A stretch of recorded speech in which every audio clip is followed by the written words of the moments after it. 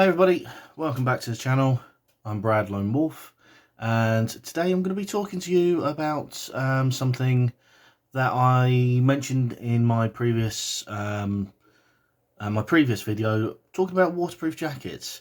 In this case, I'm going to be talking about how basically how breathability in a waterproof breathable jacket works.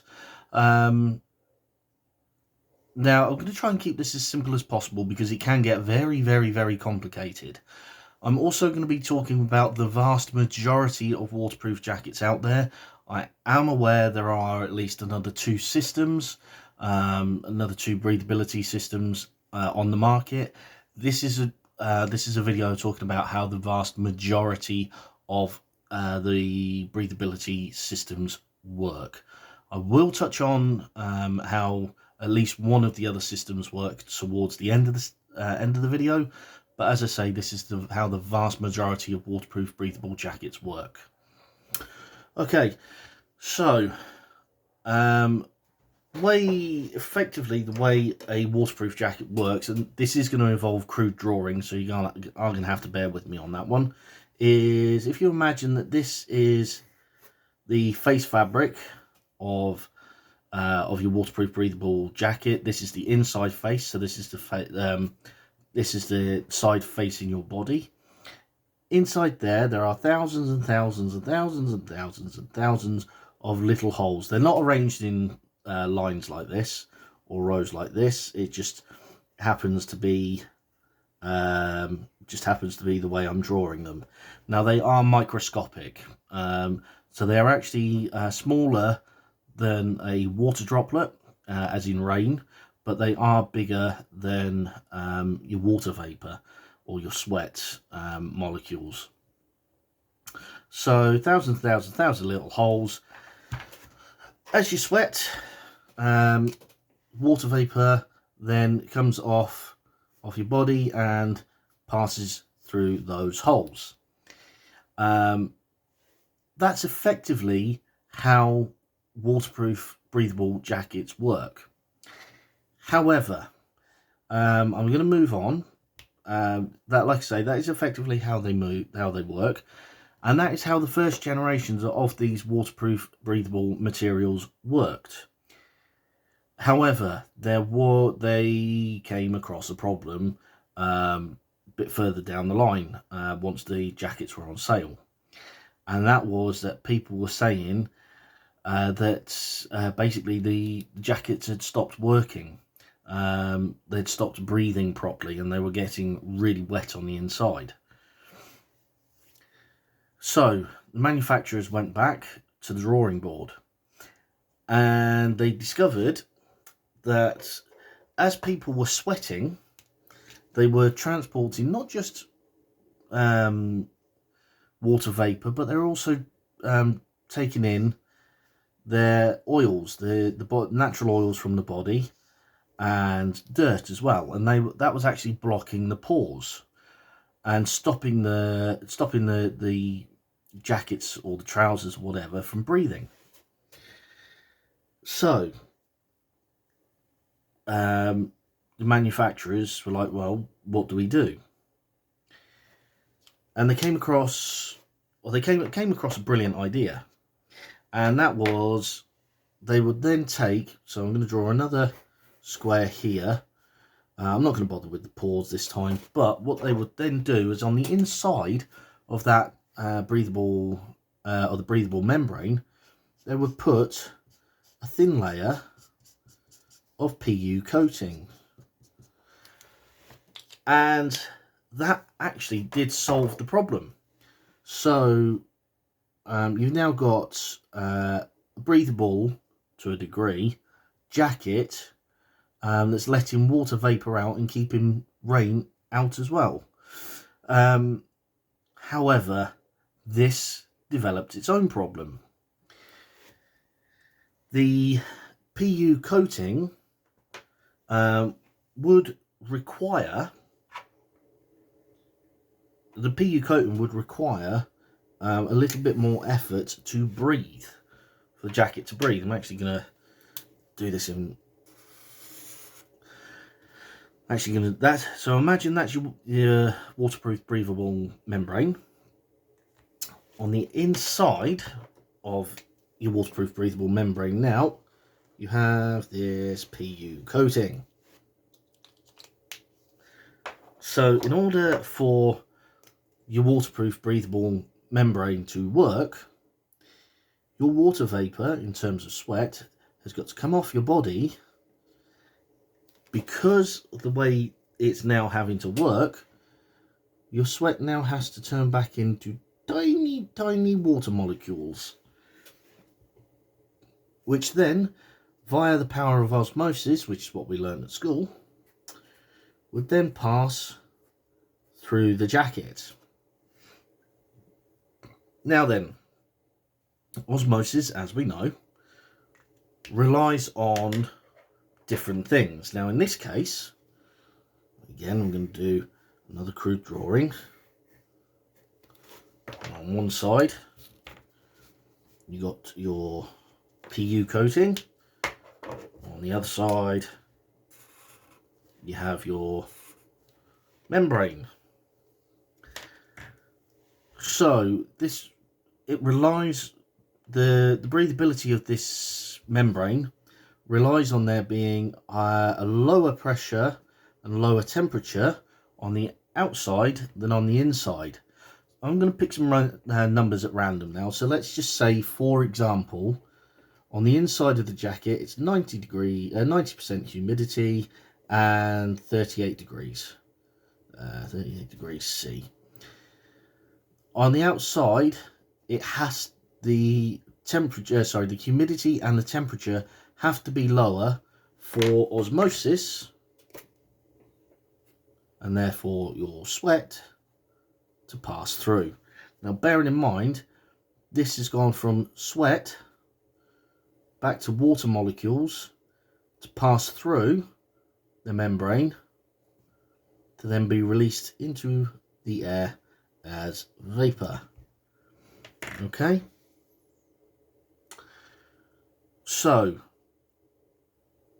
when you might have been wearing a waterproof jacket, and then, or a waterproof breathable jacket, and then at the end of your walk, you might have taken your jacket off and still felt damp on the inside. It's not because your jacket is leaking or your waterproof is leaking. It's because that's how it actually has to work. So you have to sweat for it to then condense back into water to pass through the jacket to then escape into the air. If you're in an area, and this is why waterproof jackets don't work in some areas. If you're in an area where the temperature and the humidity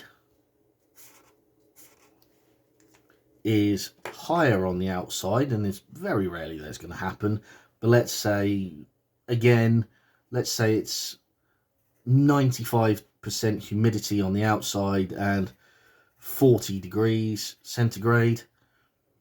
Because these numbers are higher than on the inside, and we'll use the same numbers as before, because it's the same number, osmosis can't happen.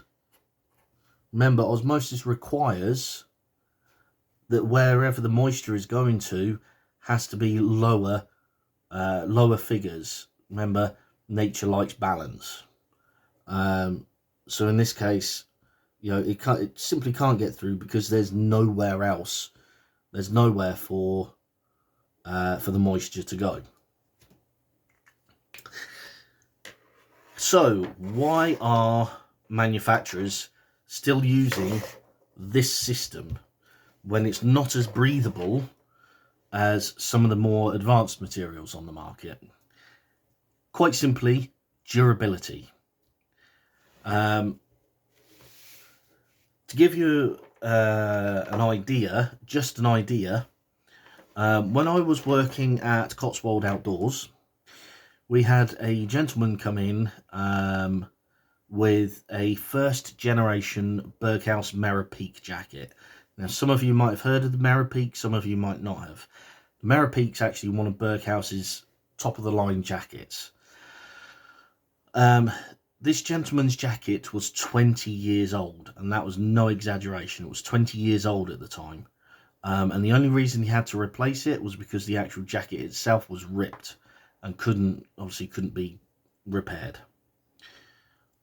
He walked away, he quite famously walked away with that generation. I think it was the Merapeak 3 he walked away with. So he walked in with the first generation Merapeak and walked out with the third generation Merapeak.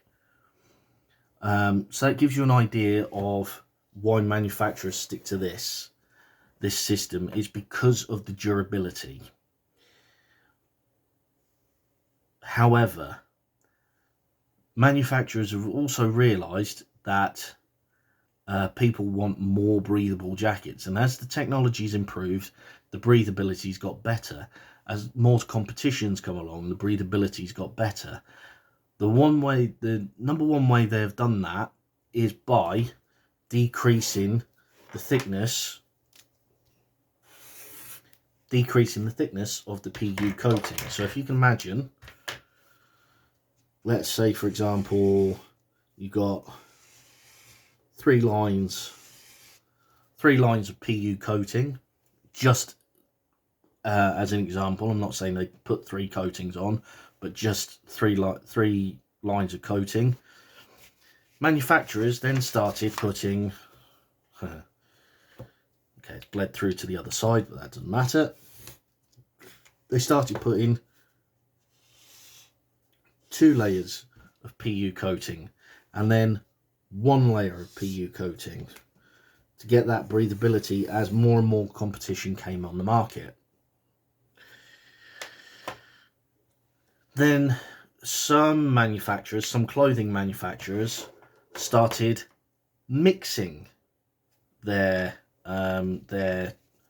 products. So the manufacturer I'm talking about, and you can probably guess who it is, I'm not going to mention names because obviously I don't want anything happening to my channel, but the manufacturer that I'm talking about produced 3 different versions at one time, produced 3 different versions of their waterproof breathable membrane. So some clothing manufacturers, yes, it's another crude drawing. In this case, it's a crude drawing of a jacket. Some manufacturers would start mixing their products, the products that they in their jackets to get better breathability in certain areas. So in some jackets you would have heavy PU coating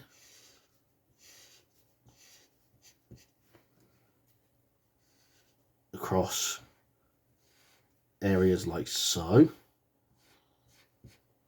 to give you the durability but not the breathability.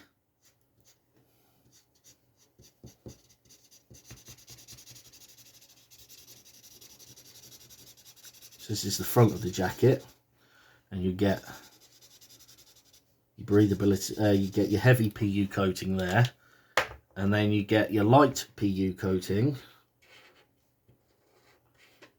under there. You'd also get pit zips, which I prefer because you haven't got anything blocking the breathability from under your arms. But manufacturer's choice.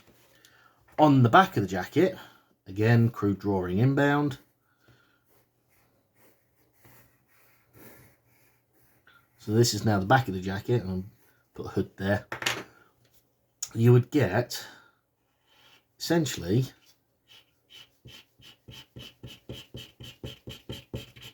a light PU coating, or the lightest PU coating on the back of your jacket. Theory being is that this would be protected by your backpack, in theory. So, and as the technology's gone on, they've gotten lighter and lighter PU coatings. to the point where I don't even think they do it anymore. I don't think they use PU coatings. I think they just use a carbon-based coating on the inside now, just to increase that breathability and compete with the other manufacturer on the market. As I said at the beginning, there is another system, and I will talk about that now. It is basically the first generation of what I've been talking about. So they've gone back to